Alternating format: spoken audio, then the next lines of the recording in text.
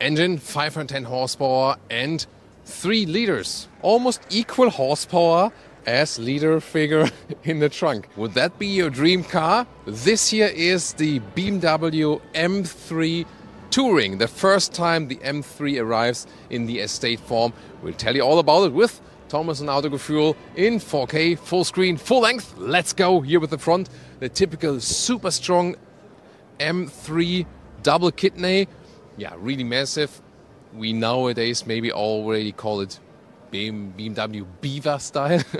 And you can see here the double kidney has no frame. That is the M3 signature thing. You can also see this, the M3 competition, because the estate model will only come with all-wheel drive and only come as the competition model then with 510 horsepower. We'll soon take a look here under the hood as well. And then this color here for today is an individual color. The frozen black looks really massive and even more menacing here than today. Headlamps, they start with LED, and these are here also the optional laser lights. And we also have a special carbon fiber pack here, and it already starts here in the front. 4 meters 80 or 189 inches is the length for the M3 Touring. Of course, the M models are always a little bit longer because of the spoiler overhangs. Wheels, interesting that 19-inch in the front and 20-inch in the rear, so also mixed wheels, so also wider than in the rear. And here, once again, with these special alloy styling, spider style, really impressive. And the carbon fiber pack continues here also at the side profile, for example, with carbon fiber side mirror caps right here. Yeah, and does the M3 work as touring? Would like to know your comments about that, especially here with these extended wheel arches, even more massive hip area.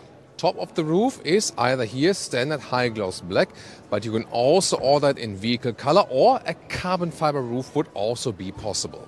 Massive styling here in the rear, that's what this vehicle is famous for, and that works very well as the estate. But is it too much for you? What do you think? Tell me in the comments. Slim integration here of the tail lamps, and then more carbon fiber use with this carbon fiber pack here in the lower part.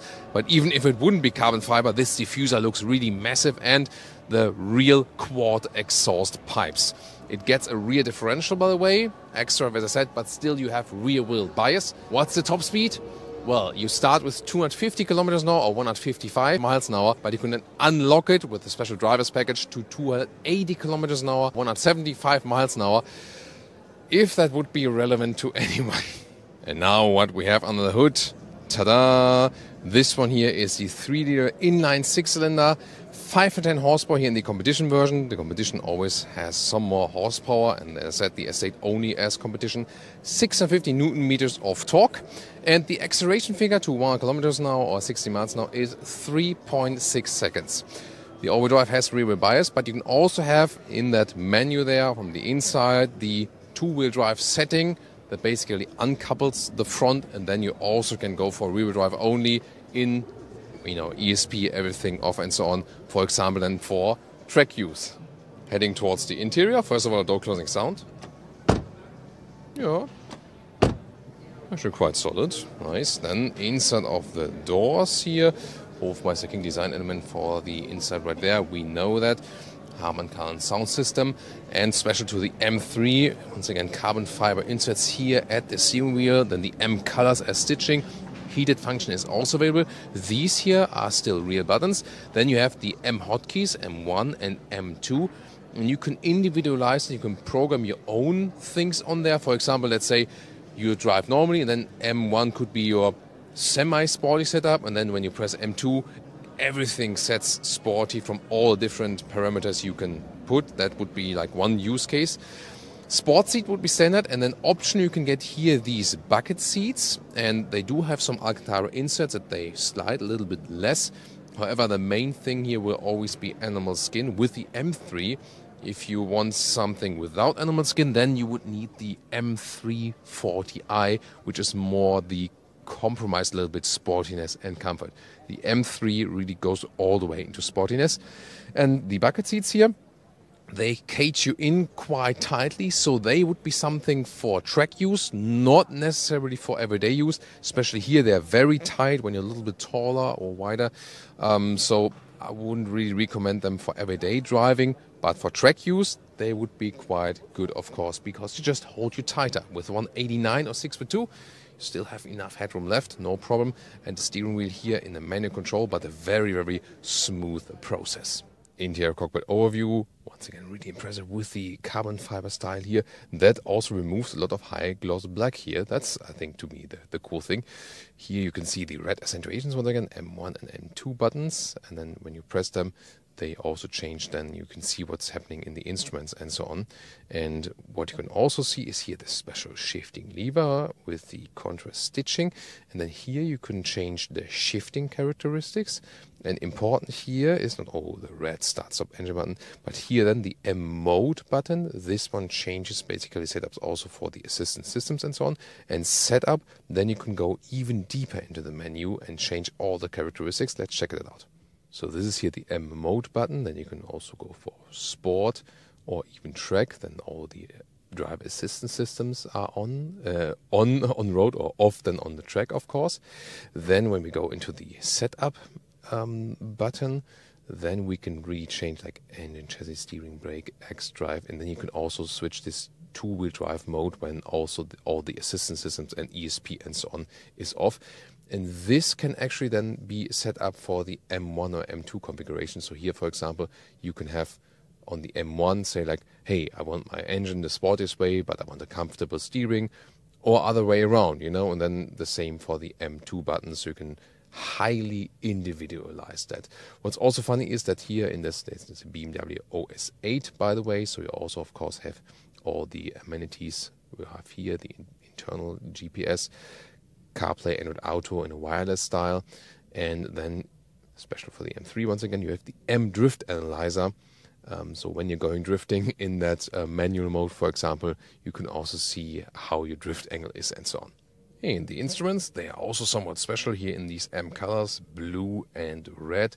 There you can also see the demo mode. Oh, we're driving 65 kilometers an hour, yay! Yeah, on the right side you'll see that the RPMs are turning up, so that you also have something special, something unique in the instruments. Now to the rear seating, of course, crucial here for a touring version of a BMW. But one thing is, let's just imagine, you get the M3 Touring because you have a family and you need more space in the trunk.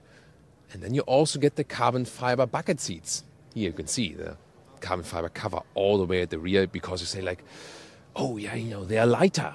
I need that for the racetrack. But then think about, you have your kids here in the back and they can poke you all over the place through these holes here. They have 4 different possibilities to poke you.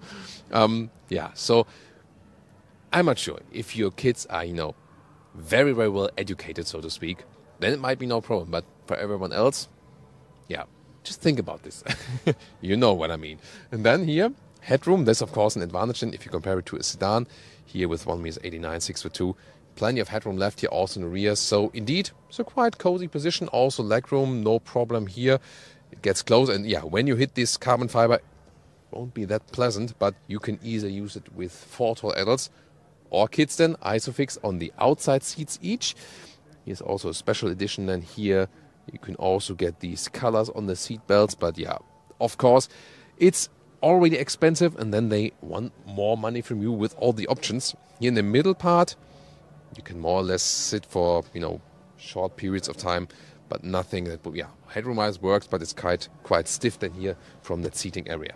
And now to the moment we've all been waiting for. It is the vehicle that has almost equal horsepower as leader figure in the trunk.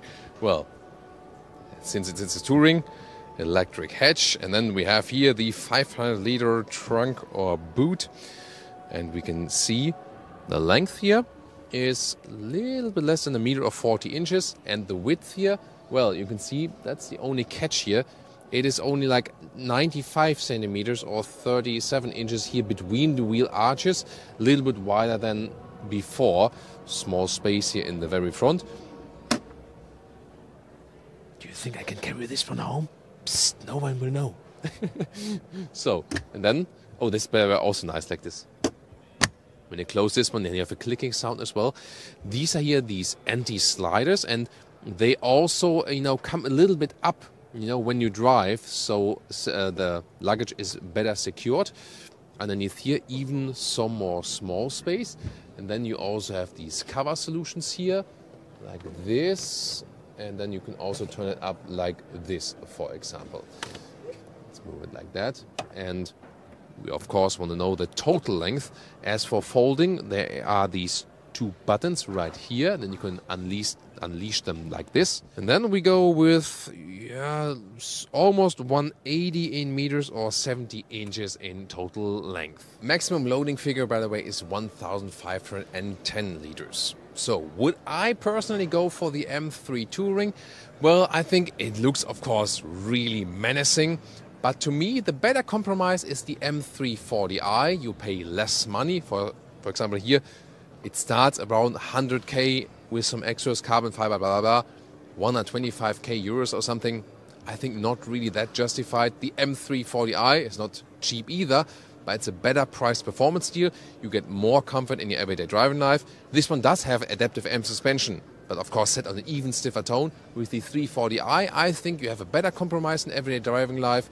Yeah, it will also serve the family a little bit better. You can also get Alcantara seating, for example, depending on the market, or perforated sensor tech and so on. So a lot more advantages, I think, for the M340i, and you still get the 3-liter inline 6-cylinder. But of course, it's really cool and very impressive to see for the first time the M3 also as the estate. Now tune in to the M340i review or our 3 Series Touring review.